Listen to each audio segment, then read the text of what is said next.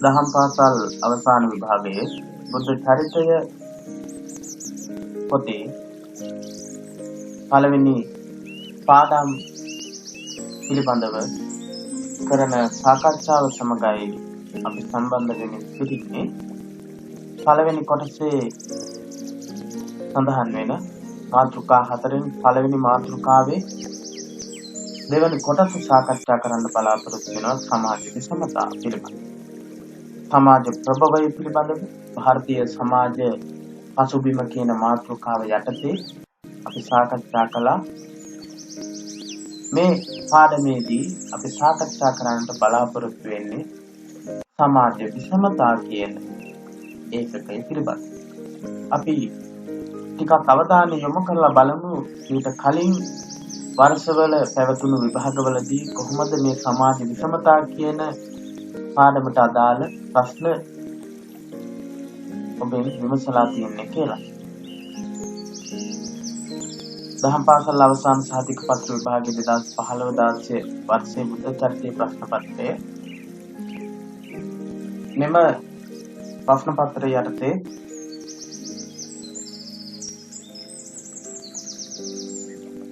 කතා කරලා තියෙන සමාජ විෂමතාව පිළිබඳව මොනවද කතා කරලා තියෙන්නේ කියලා අපි බලමු. බ්‍රාහ්මණ ඉගැන්වීමට අනුව මහා බ්‍රහ්ම සතු සත්‍ය ප්‍රකාශ කරන යෙදුම් පර්යාය වචන හතරක් නම් කරන්නේ. ඒ සමාජ ප්‍රභවය හා සම්බන්ධ ඒකකයේ තුලින් විමසන ප්‍රශ්නයක්. වෛශ්‍ය වර්ණයට හිමි ස්වධර්ම නම් කරන්න. ස්වධර්ම නම් කරන්න. වෛශ්‍ය වර්ණයට හිමි ස්වධර්ම සමාජ විෂමතාව කියන කොටස යටතේ සාකච්ඡා කරලා තියෙනවා. බ්‍රාහ්මණ ධර්මයට අනුව පුද්ගලයාගේ ජීවිතයේ සතුන් ආශ්‍රම ධර්ම තුල පවත්වා ගත යුතු ආකාරය කෙටියෙන් පැහැදිලි කරන්න. මේ කොටස් ඇතුළත් වෙන්නේ සමාජ විෂමතා කියන කොටස යටතේ.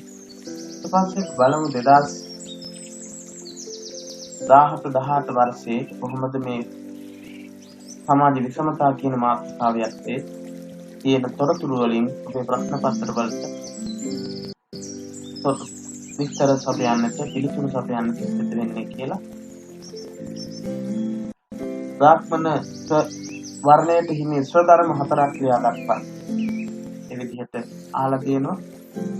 ඒ වගේම වර්ණ සුද්ධිය හෙවත් කොලේ ශ්‍රේෂ්ඨත්වයේ පිළිබඳ බ්‍රාහ්මණ මතය අක්ෂලායන සූත්‍රයේ අසුරින් ඉදිරිපත් කොට වර්ණ ධර්ම හා ස්වධර්ම වලට අදාළ බුදු සමයේ විචාරය පෙන්වා දෙයි. බුදුදහමේ ගැන්වෙන ස්වධර්ම වලට සම්බන්ධ බුදුදහම මොනවද උගන්වන්නේ කියලා සාකච්ඡා කරන්න සිදු වෙලා තියෙනවා මේ වර්ෂයේදී. ඉන් පස්සේ අපි බලමු වේදකෝ නමින් හැඳින්වෙන බ්‍රාහ්මණයා වේදෙහි විශාරද බව ලබන චතුර්වේදය නම් කරන්නේ. චතුර්වේදය නම් කරන්න කියලා තියෙනවා. වේදයේ ගුරු කොටගෙන සැකසුණු ಭಾರತೀಯ සමාජ ක්‍රමයේ ප්‍රධාන කුල හතර හැරුණු විට පංචම නමින් හැඳින්වෙන ඉතා පහත් කුල පහක් ගැන සඳහන් වේ. එයින් හතරක් ක්‍රියා දක්වයි. ඒ විදිහට ප්‍රශ්න නිර්මාණය වෙනවා දහම් පාසල් අවසාන විභාගයේදී. අපි ඒ දැනීමත් සමග අපි සාකච්ඡා කරන්නට බලාපොරොත්තු වෙන පාඩම් එකකට යොමු වෙමු. බුද්ධ දහම් පාසල් අවසානයේ බුද්ධ චරිතයේ කොටසේ පොතේ පළවෙනි මාතෘකාව බුද්ධ කාලීන ಭಾರತೀಯ සමාජ පසුබිම කියන මාතෘකාවේ අනුමාතෘකාවක් සමාජ විෂමතා කතා කරන්නේ. බ්‍රාහ්මණ ඉගැන්වීම අනුව සංවිධානය කරන ලද බුද්ධ කාලීන සමාජය විවිධාකාර විෂමතාවයන්ගෙන් ගහන විය. බ්‍රාහ්මණ ඉගැන්වීම අනුව තමයි සංවිධානය වුණේ කියන කාරණේ පිළිබඳව වැඩි දුරටත් පළවෙනි ඒකකයේදී අපි සාකච්ඡා කළා. බුද්ධ කාලීන සමාජයේ විවිධාකාර විෂමතාවයන්ගෙන් ගහන විය. බුද්ධ කාලයේ පැවතුණු බුදුහාමුදුරුවෝ වැඩ හිටපු කාලයේ සමාජයේ විවිධාකාර විෂමතාවයන්ගෙන් යුක්ත වෙච්ච වටපිටාවකින් යුක්ත කාලවකවානුවක් බවට පත් වුණා. කුල ભેදය පදනම් කරගෙන මූලික වශයෙන්ම එම විෂමතාවන් ඇති වූ බව පෙනේ. කුල ભેදය තමයි මේ සමාජ විෂමතාවය ඇතිවීම සඳහා සමාජයේ නොයෙක් ආකාරයේ විවිධතාවයන් ඇතිවීම සඳහා හේතුවක් බවට පත් වුණේ. කුල ભેද සමාජ ප්‍රභවය පිළිබඳ මුලින් දක්වන ලද බ්‍රාහ්මණ මතය අනුව ප්‍රධාන කුල හතරකි. සමාජ ප්‍රභවය පිළිබඳව මුලින් දක්වපු බ්‍රාහ්මණ මතය අනුව කුල හතරක් තියෙනවා. බ්‍රාහ්මණ, ක්ෂත්‍රිය, වෛශ්‍ය, ශුද්‍ර. බ්‍රාහ්මණ ඉගැන්වීමට අනුව ಭಾರತයේ පැවතුණා කුල හතරක්. ඒ කුල හතර බ්‍රාහ්මණ, ක්ෂත්‍රිය, වෛශ්‍ය සහ ශුද්‍ර. මෙම කුල ක්‍රමයේ චතුර් වර්ණය යනුවෙන්ද හැඳින්වේ. චතුර් වර්ණයේ විදිහටත් විදිහට. වර්ණ යන පදයෙන් මුල් කාලයේදී හඳුන්වන ලද්දේ මිනිසාගේ පැහැය. මිනිසාගේ පැහැපත් භාවය, පැහැය මේ වර්ණ කියන වචනේ මුල් කාලයේදී පාවිච්චි කරලා තියෙනවා. අදහස් කරලා තියෙනවා. ක්‍රිස්තු පූර්ව 1500 දී පමණ මධ්‍ය ආසියාවේ සිට ඉන්දියාවට සංක්‍රමණය වූ මිනිසුන් එනම් මුල්ම ආර්යයන් පැහැපත් සමකින් යුක්ත කොටසක් වූ බව සැලකිය හැකියි. පැහැපත් සමකින් යුක්ත වෙච්ච පිරිසක් විදිහට සැලකන්න පුළුවන්කම තිබුණා. ක්‍රිස්තු පූර්ව ක්‍රිස්තුස් වහන්සේ පහළ වෙන්න අවුරුදු 1500කට කලින් මධ්‍ය ආසියාවේ ඉඳලා ඉන්දියාවට සංක්‍රමණය වෙච්ච මිනිස්සු මුල්ම ආර්යයන් පැහැපත් සමකින් යුත් කොටසක් වූ බව සැලකිය හැකියි. මුල්ම ආර්යයන් කියන්නේ මධ්‍ය ආසියාවේ ඉඳලා ආපු අය තමයි ආර්යයන් විදිහට සැලකන්නේ. ඒ අය තම ඉතාමත් පැහැපත් පිරිස. එවකට ඉන්දියාවේ විසු මුල් පදිංචි කාර්යෝ කළු පැහැයෙන් යුක්ත සමක් ඇත්තෝ වූහ. ඉන්දියාවේ හිටපු මධ්‍ය ආසියාවේ ඉඳලා 1500 දී පැමිණිච්ච සංක්‍රමණික පිරිස එනකොට ඉන්දියාවේ හිටපු අය, ඉන්දියාවේ මුලින් පදිංචි වෙලා හිටපු අය කළු පැහැයෙන් යුක්ත පිරිසක් වුණා. ಭಾರತೀಯ ශිෂ්ටාචාරයේ ආදිතම යුගයේ සැලකෙන්නේ මධ්‍ය ආසියාවෙන් පැමිණි ආර්යයන් එහි මුල්ම ජනාවාස පිහිට වූ අවධියයි. ಭಾರತೀಯ ශිෂ්ටාචාරයේ මුල්ම යුගයේ විදිහට සැලකන්නේ මධ්‍ය ආසියාවේ ඉඳලා ආර්යයන් ඉන්දියාවට ඇවිල්ලා ಭಾರತයට ඇවිල්ලා මුල්ම ජනාවාස පිහිටවපු කාල සීමාව. ඔවුන් විසින් තමන්ට හමු වූ කාලවර්ණ සිරුරු ඇති එම මුල් පදිංචිකාරයන් පහත් කොටසක්සේ සලකා තිබේ. එතකොට මධ්‍ය ආසියාවේ ඉඳලා ක්‍රිස්තු පූර්ව 1500 දී ඉන්දියාවට සංක්‍රමණය වෙච්ච පිරිස මුල් පදිංචිකාරයන් පිරිස කාලවර්ණයෙන් යුක්ත වූ මේ පිරිස පහත් කොට සලකලා තියෙනවා වර්ණ අනුව. මේ අනුව මුලදී වර්ණ ભેදයෙන් ಜಾති ભેදයෙන් පිළිබිඹු වේ. මේ අනුව මුලදී වර්ණ ભેදය, ಜಾති ભેදය පිළිබිඹු වෙලා තියෙනවා. ආර්යයන් උසස්ය, අනාර්යයන් පහත්. ආර්යෝ කිව්වේ මධ්‍ය ආසියාවේ ඉඳලා ආපු අය, එයාලා උසස්. අනාර්යෝ කිව්වේ ಭಾರತයේ හිටපු අය, එයාලා පහත් විදිහට සැලකුවා. යන මතයේ මුල් කාලයේම ඇති වූ අතර ක්‍රමෙන් ඒ වෙනස් වූ බවද පෙනේ. හැබැයි මුල් කාලයේම ඒ අදහස ಭಾರතයේ ක්‍රියාත්මක වුණා. පස්සේ කාලේ වෙනකොට ඒක වෙනස් වෙලා තියෙනවා. මුලදී වර්ණය අනුව ආර්ය අනාර්ය ભેදයේම සලකා තිබේ. වර්ණය අනුවම ආර්ය අනාර්ය ભેදයේ සලකලා තියෙන. එහෙත් ආර්ය සભ્યත්වය ಭಾರතයේ තුල සංවිධානාත්මකව පිහිටුවීමේදී වර්ණ ભેදය වෙනත් මුහුණුවරක් ගත්තේ. මුලදී වර්ණ ભેදයක් දැඩි විදිහට පැවතුනාට ආර්ය සભ્યත්වයේ ආර්ය ශිෂ්ටාචාරය, ආර්යයන්ගේ පැමිණීමත් එක්ක ඇති වෙච්ච ආර්ය සભ્યත්වයේ ආර්ය ශිෂ්ටාචාරය ಭಾರතයේ තුල සංවිධානාත්මකව පිහිටවනකොට වර්ණ ભેදයේ වෙනත් මුහුණුවරක්, වෙනත් සත්‍යයකට පත් වෙලා තියෙනවා. එහිලා මුල් යුගයේ ආර්ථික කටයුතු අනුව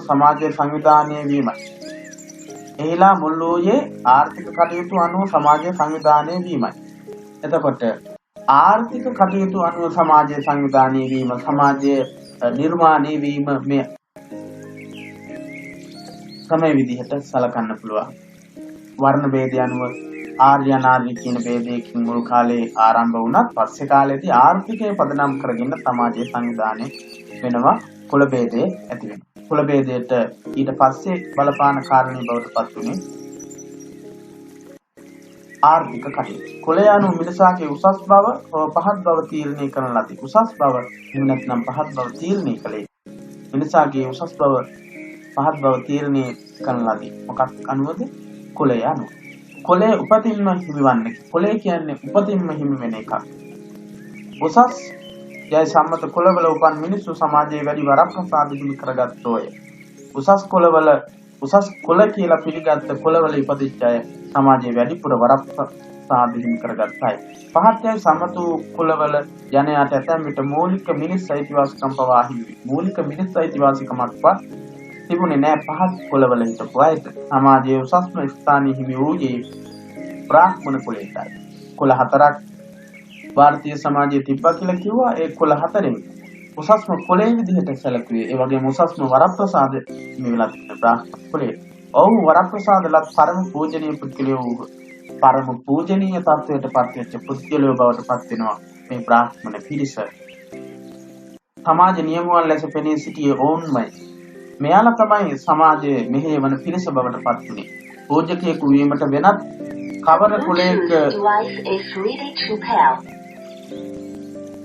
කවර කුලයක අයෙකුට හෝ අවසරයක් නොවේ. කිසිම කුලයක කෙනෙක්ට අවසරයක් තිබෙන්නේ නැහැ. පූජකයෙක් වීමේ අවස්ථාව තිබෙන්නේ නැහැ.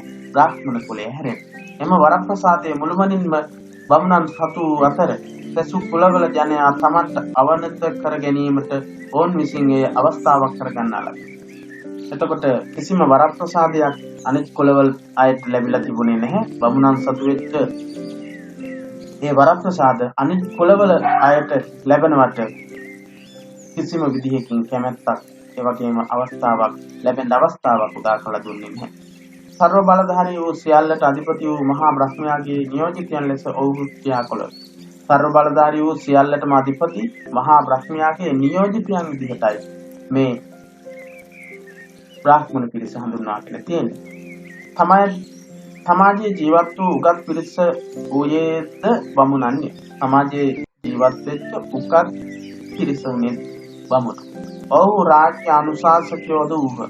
රජතුමාට අනුශාසනා කරන පිරිස බවට පත් වුණේ බ්‍රාහ්මණයෝ. බොහෝ විට ගුරුවරුද වූහ. යජුර්, සාමන්, අතර්වණ යන වේද තුන පිළිබඳ දැනුම බමුණන් සතුයි. ගුරුවරු බවට පත් වුණේ රාජ්‍ය අනුශාසකයෝ බවට පත් වුණේ සමාජයේ උගත් පිරිස විදිහට සැලකුවේ බ්‍රාහ්මණයෝ. ඒ වගේම යජුර්, සාමන්, අතර්වණ කියන මේ වේදයන් පිළිබඳව ඉගැන්වීම් සියල්ලක්ම ඒ පිළිබඳ දැනුම බමුණන් එහෙම නැත්නම් බ්‍රාහ්මණයන් සතු වුණා. මෙම ත්‍රිවේදයේහි විසරද බමුණා වේදගු නමින් හඳුන්වා තිබේ. ත්‍රිවේදයේ ඊටමත් දක්ෂ විසරද බවට පත් වෙලා තිබුණු කෙනා වේදගු යන නමින් හඳුන්වලා තියෙනවා බ්‍රාහ්මණයන්. මෙසේ එකල ಭಾರತೀಯ සමාජයේ සමස්ත ස්ථානයේ හිමි කරගෙන සිටි බ්‍රාහ්මණ වංශිකයෝ දේව වාක්‍ය නම් වූ වේදයේ ගුරු කොටගෙන මුළු මහත් සමාජෙම සංවිධානය කළෝය. දේව වාක්‍ය දෙවියන් විසින් ප්‍රකාශයට පත් කරන ලද වාක්‍ය කියන අර්ථයෙන් මේ වේදයට අනුව වේදයේ ගුරු කරගෙන මුළු මහත් සමාජයේම සංවිධානය කරපු පිරිසක් බවට පත් වුණා බ්‍රාහ්මණ පිරිස. සමාජයේ ඉහළම තලයේ රැඳුණු ඔවුහු සෙසු කුලවලට හිමි තත්වයට තීරණය කොට විග්‍රහ කළා. අනිත් කුලවලට හිමි තැන කුලවලට හිමි තත්වය මොකක්ද කියලා එයාලා විවරණය කළා. එයාලා ඒ සඳහා නොයෙක් දේවල් ඉදිරිපත් කළා. ඒ අනුව උසස්ම හිමිකම් හා වරප්‍රසාද බමුණන් වෙතම පවරා ගන්නා ලදී. උසස්ම වරප්‍රසාද හිමි කරගත්තේ අනුවත් එතනදී බ්‍රාහ්මණයට බමුණන් මනුස්මෘතිහි දැක්වන පරිදි ඉගැන්වීම, යාග කිරීම ආදී කරවීම. මනුස්මෘතියේ ඉගැන්වෙනවා මේ ස්වධර්ම පිළිබඳව. ඒ අනුව බමුණාට තිබිච්ච කාර්යයන් මොනවද? ඉගැන්වීම, යාග කිරීම හා කරවීම, දන් පිළිගැන්වීම ආදී කටයුතු. ඉගැන්වීම, යාග කිරීම හා යාග කරවීම, දන් පිළිගැන්වීම කියන කටයුතු බමුණන්ට අයිති වුණා මනුස්මෘතියේ සඳහන් වෙන්නේ. ඉගෙනීම යන්නේ මූලිකවම උතුම් ආගමික සාහිත්‍ය වූ වේදයේ ඉගෙනීම අදහස් වේ. ඉගෙනීම යනුවෙන් අදහස් කළේ උතුම් ආගමික සාහිත්‍ය වන වේදයේ පිළිබඳව ඉගෙන ගන්න. එසේම බමුණන්ගේ අනුශාසකත්වය හා සංවිධානයේද මෙහෙයවීමද ඇතිව යාග හෝම පැවැත්විණි. යාග හෝම පැවැත්වුවා බමුණන්ගේ අනුශාසකත්වයේ සංවිධානයේ අශ්වමේධ, පුරුෂමේධ, වාජපේය, නිරග්ගල ආදී නම් වලින් එම යාග හෝම හඳුන්වා තිබේ. යාග හෝම පිළිබඳව අපිට විභාගයේදී පිළිතුරු ලියන්න වෙනවා. ඒ බමුණන් විසින් පවත්වපු ආගමික යාග මොනවද කියලා අපින් අහන්න පුළුවන්. ආගමික මේ වශයෙන් බමුණන් විසින් යාග හෝම පැවැත්වීම සිදු කරලා තියෙනවා. ඒ පවත්වපු යාග හෝම කිහිපයක් නම් කරන්න කියලා තිබ්බොත් අශ්වමේධ, පුරුෂමේධ, වාජපේය, නිරග්ගල කියන මේ යාග හෝම හඳුන්වලා දෙන්නට නම් කරන්නට අපිට පුළුවන් වෙන්නට ඕනේ. ශාන්ති කර්ම විශේෂයක් වූද දෙවියන්ට පූජා වශයෙන් පවත්වන ලද්දා වූ. එතකොට යාග හෝම කියන්නේ මොනවද කියලා මේ කියන්නේ. ශාන්ති කර්ම විශේෂයක් දෙවියන්ට පූජා වශයෙන් පවත්වන ලද්දා වූ. දෙවියන්ට පූජා වශයෙන් තමයි මේවා පවත්වලා තියෙන්නේ. මෙම යාග හෝම සඳහා සිය ගණන් තිරිසන් සතුන්ද ඇතැම් විට මිනිසුන්ද මරා බිලි දුන් බව සඳහන් වේ. ඔන්න බ්‍රාහ්මණික ඉගැන්වීම අනුව මේ පවත්වපු යාග පිළිබඳව සමහර විට අපෙන් ප්‍රශ්නයක් අහනවා. බමුණන් පවත්වපු යාග හෝම පිළිබඳ පැහැදිලි කිරීමක් කරන්න කියලා තිබ්බොත් ඒ පිළිබඳව පිළිතුරු සපයන්න මේ තොරතුරු ටික වැදගත් වෙයි. මිනිසුන්ද මරා බිලි දුන් බව සඳහන් වේ. මිනිසුන්වත් මරලා තියෙනවා. සිය ගණන් තිරසන් සතුන් මරලා තියෙනවා යාග හෝම පවත්වන්න. බමුණන්ට දන් දීම සුත්‍රයන් හැර වෙනත් කුලවල ජනයාගේ පරම යුතුයකමක් ලෙස සැලකනවා. බමුණෝ වෙනුවෙන් දානේ පිරිනමන්න ශුද්‍රයන් ඇරෙන්න අනිත් කුලවල හැමදෙනාගේම පරම යුතුයකමක් කියලා බ්‍රාහ්මණයා විසින් ඉදිරිපත් කළා තිබුණා. සමාජගත කළා තිබුණා. සිය ගණන් බමුණන් එක්කොට රජවරුන් හා වෙනත් ධනවත් ධන ප්‍රධානීන් වැනි අය විසින් මහදන් පවත්වන ලද බව බෞද්ධ සාහිත්‍යයේද සඳහන්ය. සිය ගණන් බමුණන් එකතු කරගෙන ඇවිල්ලා රජවරු ඒ වගේම වෙනත් ධනවත් ප්‍රධානීන් මහා දාන පවත්වපු බවට බෞද්ධ සාහිත්‍යයේ තොරතුරු සඳහන් වෙලා තියෙනවා. බමුණු කුලයට අයත් වූ සිය උසස් කුලවත්කම ගැන බෙහෙවින්ම ආඩම්බර වූ බමුණු කුලයට අයත් වෙච්ච අය තමන්ගේ කුලය පිළිබඳව ඉතාමත් ආඩම්බරකමින් තමයි ඉඳලා තියෙන්නේ. අසලායන නම් උගත් බමුණෙකු සිය කුලයේ ශ්‍රේෂ්ඨත්වය හෙවත් වර්ණ සුද්ධිය පිළිබඳව බුදුරජාණන් වහන්සේ ඉදිරියේ කළ ප්‍රකාශයක් අස්සලායන සූත්‍රයේ සඳහන්. අස්සලායන කියන උගත් බමුණෙක් තමන්ගේ කුලයේ තියෙන ශ්‍රේෂ්ඨත්වය පිළිබඳව බුදුහාමුදුරන්ගේ ඉස්සරහා ප්‍රකාශයට පත් කරලා තියෙනවා. මේක සඳහන් වෙන්නේ අස්සලායන කියන සූත්‍ර දේශනාව. භගවත් ගෞතමයන් වහන්සේ බ්‍රාහ්මණිය මෙසේ කීවාහුය. භාග්‍යවතුන් වහන්සේ භාග්‍යවත් බුදුරජාණන් වහන්සේ බ්‍රාහ්මණිය මෙන්න මෙහෙම කියනවා. බ්‍රාහ්මණයෝම ශ්‍රේෂ්ඨය. බ්‍රාහ්මණයෝම තමයි ශ්‍රේෂ්ඨ උසස්. බමුණෝම තමයි උසස්. දසු වර්ණ කුල පහත්. අනිත් වර්ණ එහෙම නැත්නම් කුල පහත්. බ්‍රාහ්මණ වර්ණයේ ශුක්ලය. බ්‍රාහ්මණ වර්ණයේ සුදුයි. සෙසු වර්ණ කෘෂ්ණයි. අනිත් වර්ණ කළු.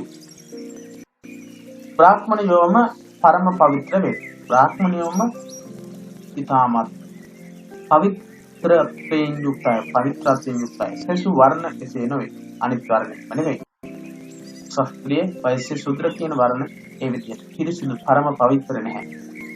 බ්‍රාහ්මණයෝ බ්‍රහ්ම පුත්‍රයෝ. බ්‍රාහ්මණයෝ උසස්ම බ්‍රහ්මයාගේ පුත්‍රයෝ. මහා බ්‍රහ්මයාගේ පුත්‍රයෝ වෙන්නේ බ්‍රාහ්මණය. පපුවෙහි වැස මුවින් උපන්නෝයි. පපුවේ වාසය කරලා මහා බ්‍රහ්මයාගේ මුඛයෙන් උපන්න අය තමයි බ්‍රාහ්මණයෝ. බ්‍රහ්මගෙන්ම උපන් බැවින් බ්‍රහ්මජය. බ්‍රහ්මගෙන් උපන්න නිසා බ්‍රහ්මජය කියලා කියනවා බ්‍රාහ්මණය. බ්‍රහ්මයා විසින්ම නිමවන ලද බැවින් බ්‍රහ්ම නිර්මිතය. බ්‍රහ්මයා විසින් නිමවන ලද නිසා බ්‍රහ්ම නිර්මිතයි කියලා කිව්වා. බ්‍රහ්මයා පිහිට කර වසන බැවින් බ්‍රහ්ම දායාදක. බ්‍රහ්මයා තමයි දායාදේ කරගෙන ඉන්නේ, පිහිට කරගෙන ඉන්නේ. ඒ නිසා බුදුහාමුදුරනේ මේ බ්‍රාහ්මණ කුලයේ තාමත් උසස් කියලා කිව්වා. ආගමික නායකත්වයක් ධනවත් බවත් වංශවත් බවත් උරුමය කරගෙන සිටි බ්‍රාහ්මණ සමාජය පස්කම් සුවයෙන් පිරුණු ජීවිත ගත කළ බවද පෙනේ. ආගමික නායකත්වය ලැබුණේ බමුණන්ට, ධනවත් බව ලැබුණේ බමුණන්ට, වංශවත් බව ලැබුණේ බමුණන්ට. මේ දේවල් උරුම කරගත් බ්‍රාහ්මණ සමාජය පස්කම් සුවයෙන් පිරිච්ච ජීවිත ගත කරපු අය බවට පත් වුණා. ඔවුන් සෙසු කුලවලට අඩු අයිතිවාසිකම් දුන්නා. අනිත් කුලවලට දුන්නු අයිතිවාසිකම් අඩු අයිතිවාසිකම් ප්‍රමාණය. සමාජයේ දෙවැනි තැන හිමි වූයේ ක්ෂත්‍රිය වංශිකයන්ටයි. ක්ෂත්‍රිය වංශිකයන්ට සමාජයේ දෙවැනි තැන හිමි වුණා. මුල් යුගයේදී ආර්යයන් හා අනාර්යයන් අතර හටගත් යුද්ධ අවසන් වූ පසු සංවිධානය වෙමින් පැවති සමාජය තුළ නීතියත් සාමයත් රැකගෙන යෑමේ අවශ්‍යතාවයක්. මුල් යුගයේදී ආර්යයන් සහ අනාර්යයන් අතර හටගත් යුද්ධ අවසන් වුණාට පස්සේ නීතිය සහ සාමය ආරක්ෂා කර ගෙන යාමේ අවශ්‍යතාවයක් නිර්මාණය වුණා. ඒ අනුව ශක්තිමත් වූ දක්ෂ මිනිසුන් විසූ කුලවලට පාලන කටයුතු බාර වීමා. ශක්තිමත් දක්ෂ මිනිස්සු හිටපු කුලවලට මේ ආර්ය අනාර්ය යුද්ධයෙන් පස්සේ ගැටීමෙන් පස්සේ පාලන කටයුතු නීතිය එවැගේම සාමය ආරක්ෂා කිරීම සඳහා බලතල පැවැරේ. ක්ෂත්‍රිය වංශයේ ලෙස පසු කාලයේදී හඳුන්වන ලද්දේ මෝන් බව පෙනේ. මේ අය තමයි ක්ෂත්‍රිය වංශිකයෝ හැටියට පස්සේ කාලයේදී හඳුන්වලා තියෙන්නේ. මනුස්මෘතිය අනුව ප්‍රජා පාලනයේ දන් දීම, යාග කිරීම, කාමයේ නොඇලීම යන මේවා ක්ෂත්‍රියාට නියමිතයි. මනුස්මෘතිය තමයි ස්වධර්ම පිළිබඳව උගන්වන්නේ. ඒක වර්ණයට පැවරලා තිබුණු කාර්යභාරය තමයි ස්වධර්ම වලින් අදහස් කරන්නේ. ඒකට මනුස්මෘතියට අනුව ක්ෂත්‍රිය වර්ණයට හිමි වෙලා තිබෙච්ච ස්වධර්මෙම නැත්නම් කාර්යභාරය ප්‍රජා පාලනය, දන් දීම, යාග කිරීම, කාමයේ නොඇලීම කියන කරුණු.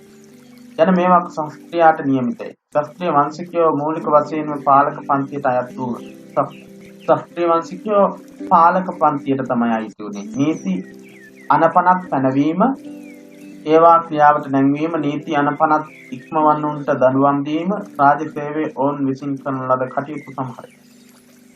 ක්ෂත්‍රිය වංශිකයෝ කරපු සමහර කටයුතු කාර්යභාරී කටයුතු තවත් කොටසක් නීති අනපනත් පැනවීම, ඒවා ක්‍රියාවට නැංවීම, නීති අනපනත් ක්‍රියාවට නැංවීම, නීති අනපනත් ඉක්මවන්නුන්ට දඬුවම් දීම, රාජ්‍ය සේවය කියන කටයුතු තමයි ක්ෂත්‍රියයන් විසින් සිද්ධ කරලා තියෙන්නේ.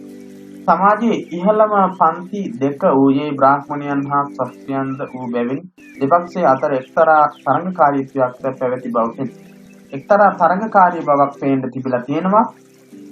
මේ බ්‍රාහ්මණ සහ ක්ෂත්‍රිය කියන වංශ දෙකටම යම්කිසි බලයක් හම්බ වුණාට පස්සේ වංශ දෙක අතර තරඟකාරී බවක් ගැටීමක් සිදු වෙලා තියෙනවා. වංශ දෙකටම අයත් වූ තම තමන් උසස් බව ව්‍යාපෑමට වෑයම් කළෝය.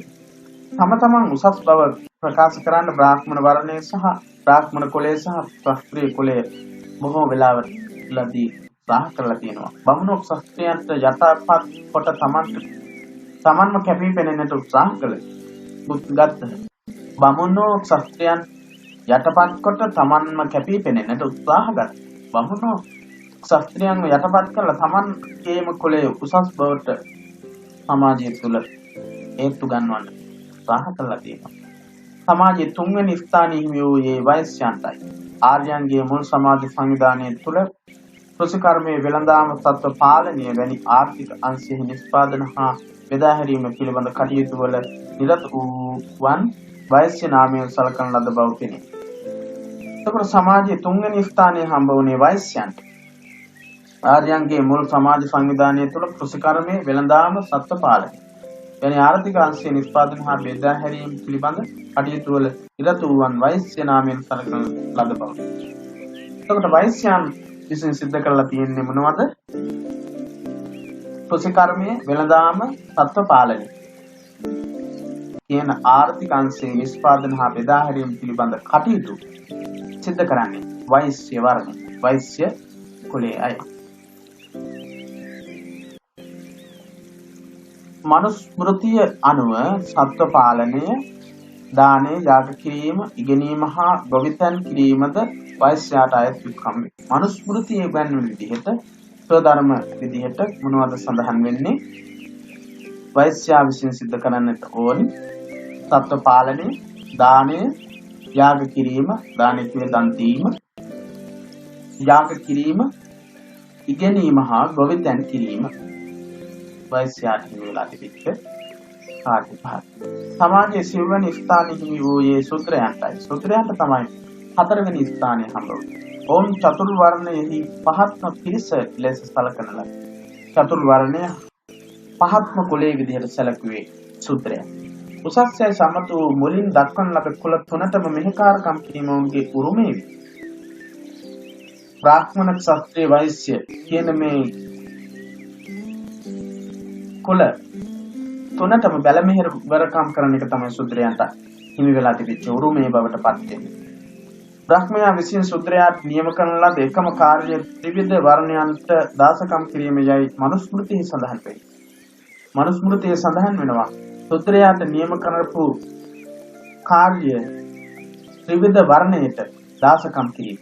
මනුස්මෘතියේ ගැන්වෙන විදිහට ශුද්‍රයාට පැවරලා තිබුණේ බ්‍රාහ්මණ ශාස්ත්‍රීය වෛශ්‍ය කියන මේ කුල තුනටම බැලමෙහෙවරකම් කිරීම වැඩකාරකම්. ඔවුහු අතිශයින්ම කනගාටුදායක කටුක ජීවිතයකට උරුමකම් කී දුගී මිනිසුන් වූහ.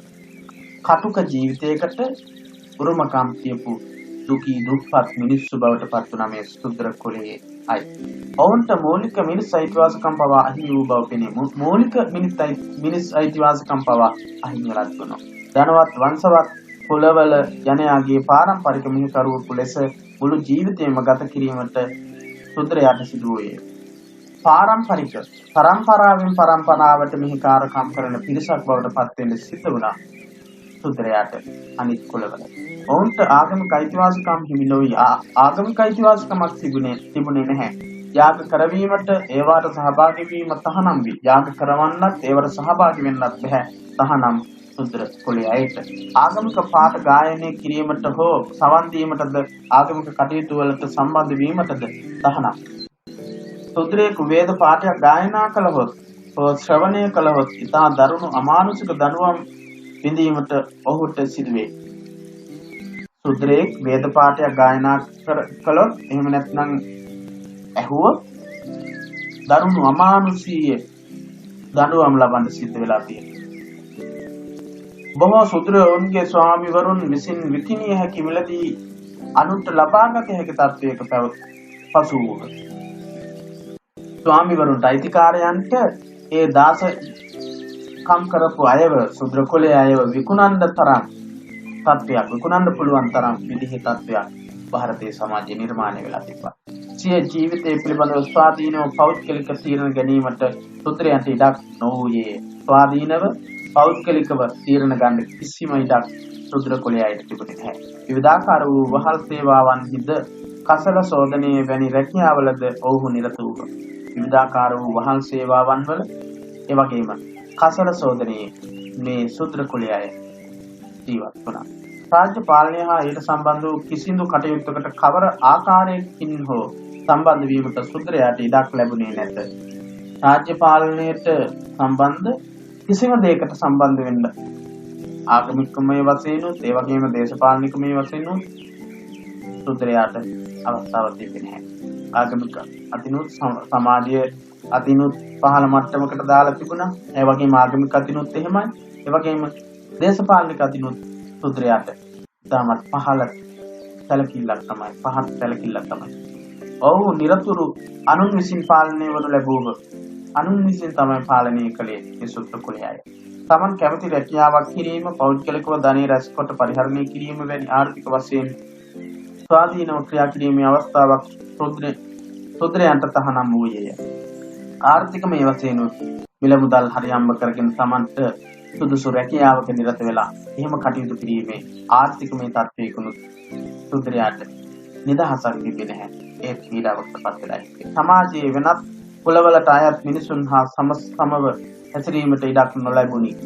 සමාන විදිහට අනිත් කුලවල අයත් එක්ක හැසිරෙන්න අවස්ථාවක් ලැබුණේ නැහැ. අධ්‍යාපනය ලැබීම මුළුමනින්ම ශුද්‍රයාට තහනම් විය.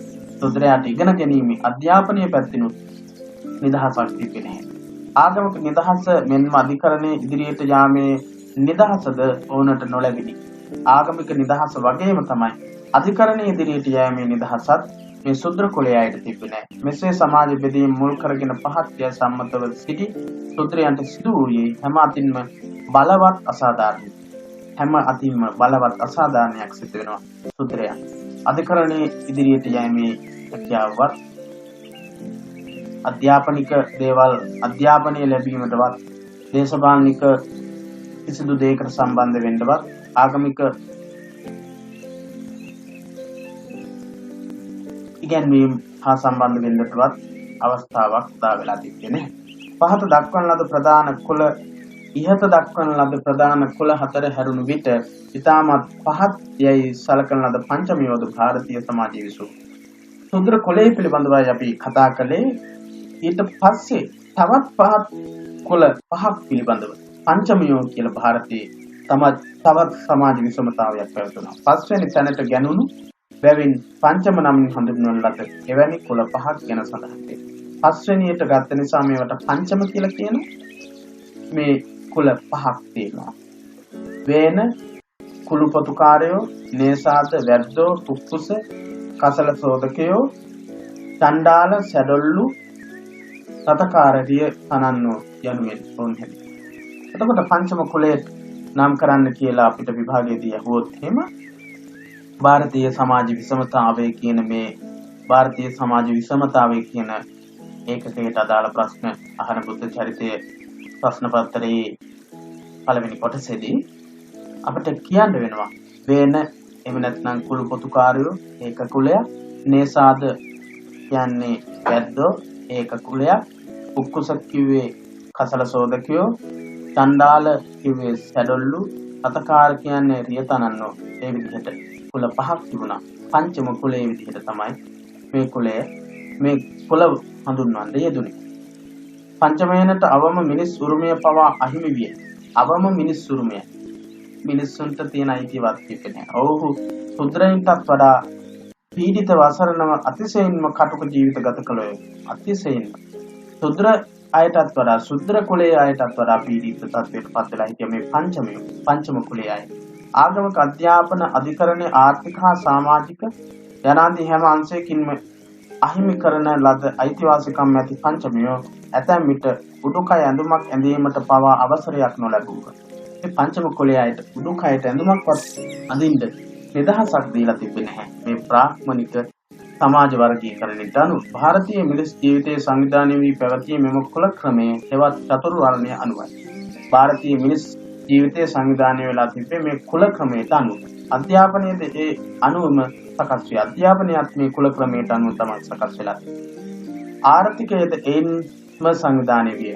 බ්‍රාහ්මණික ඉගැන්වීමට අනුව තමයි ආර්ථිකය සංවිධානය වෙලා තිබෙන්නේ. බ්‍රාහ්මණික වංශික දරුවෝද චතුර්වේදයේ ඉගෙන ගත්ත. බ්‍රාහ්මණ වංශික දරුවෝ චතුර්වේදයේ ඉගෙන ගත්තා. නීති ශාස්ත්‍රයේද ආගමික වතාවත් හා චාරිත්‍රද පුහුණු වූ. බ්‍රාහ්මණ වංශික දරුවන්ට චතුර්වේදය එවැගේම නීති ශාස්ත්‍රය ආගමික වතාවත් චාරිත්‍ර වාරිත්‍ර ඉගෙන ගැනීමේ අවස්ථාව තිබ්බා. ශාස්ත්‍රීය දරුවෝ රාජ්‍ය පාලනය හා සම්බන්ධ වූ දෑ උගත්. ශාස්ත්‍රීය වර්ණයට අයිති අයට ඉගෙන ගන්න තිබෙන්නේ රාජ්‍ය පාලනය හා සම්බන්ධ තොරතුරු. රාජ්‍ය පාලනයේ සම්බන්ධ දේවල් තමයි ඉගෙන ගන්න තිබෙන්නේ ශාස්ත්‍රීය වංශයයට. රාජ නීතියද හස්ති ශිල්ප, කඩු ශිල්ප, දුනු ශිල්ප ආදියට ඔවුන් විසින් උගත යුතුයි. එතකොට ශාස්ත්‍රීය කුලයේ අයට බ්‍රාහ්මණයා විසින් ඉගෙන ගැනීමට අවස්ථාව උදා කරලා දුන්නු දේවල් මොනවද කියලා අහුවොත් අධ්‍යාපනිකමේ වශයෙන් රාජ නීතිය, හස්ති ශිල්පය, කඩු ශිල්පය, දුනු ශිල්පය කියන මේ දේවල් තමයි ඉගෙන ගන්න ශාස්ත්‍රීයට අවස්ථාව තිබුණේ. ඕන් විසින් උගත යුතු විය. එයාලා ඉගෙන ගන්න ඕනේ. වෛශ්‍ය දරුවෝ වෙළඳාම, සතුන් ඇති කිරීම, ගොවිතැන ආදී සිය කුලයේ උරුමයන් වූ ආර්ථික කටයුතු පුහුණු වූහ. වෛශ්‍ය කුලයේ අයට තිබුණේ තමන්ගේ කුලයේ අය සිද්ධ කරපු වෙළඳාම, සතුන් ඇති කිරීම, ගොවිතැන ආදී තමන්ගේ කුලයේ උරුමයන් වූ ආර්ථික කටයුතු පුහුණු වීම පුරුදු වීම. පංචම ගෝත්‍රිකයෝද සුද්‍රයෝද සිය පාරම්පරික උරුමය වූ පහත් යයි සම්මත විවිධ වෘත්තීන්හි පුහුණුව ලදහ. විවිධ වෘත්ති තිබ්බා. ඒ වෘත්තිවල පුහුණුව ලැබුවා සුද්‍ර කුලයේ අය.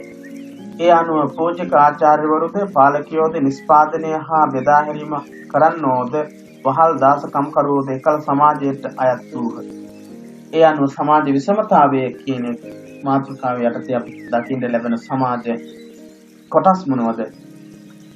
පූජක ආචාර්යවරු, පාලකයෝ, නිෂ්පාදනය හා බෙදා හැරීම කරන්නෝ, ඒ වගේම වහල් දාසකම් කරුවෝ කියන මේ සමාජයේ කොටස් දකින්න ලැබෙනවා. එකිනෙකාට සමාජයේ හිමි ස්ථානයේ උස් හෝ පහත් වූයේ මේ කියපු තත්ත්වයට අනුව එක එක්කෙනාගේ කුලයේ ස්වභාවයන් එක එක්කෙනාගේ තත්ත්වයේ උසස් පහත් වුණා. සමාජය තුළ සැමට සමාන වරප්‍රසාද හිමිකම් අයිතීන් හා යුතුයකම්ද නොතිබුණු බව පෙනේ. සමාජයේ තිබිච්ච තත්ත්වය අනුව සමාන වරප්‍රසාද හිමිකම් අයිතීන් හා යුතුයකම් පැවතුනේ නැහැ. ඒ අපි සාකච්ඡා කළේ ಭಾರತೀಯ සමාජ පසුබිම කියන මාතෘකාවේ යටතේ බුද්ධ චරිතය පොතට අදාළ පළවෙනි මාතෘකාවෙන්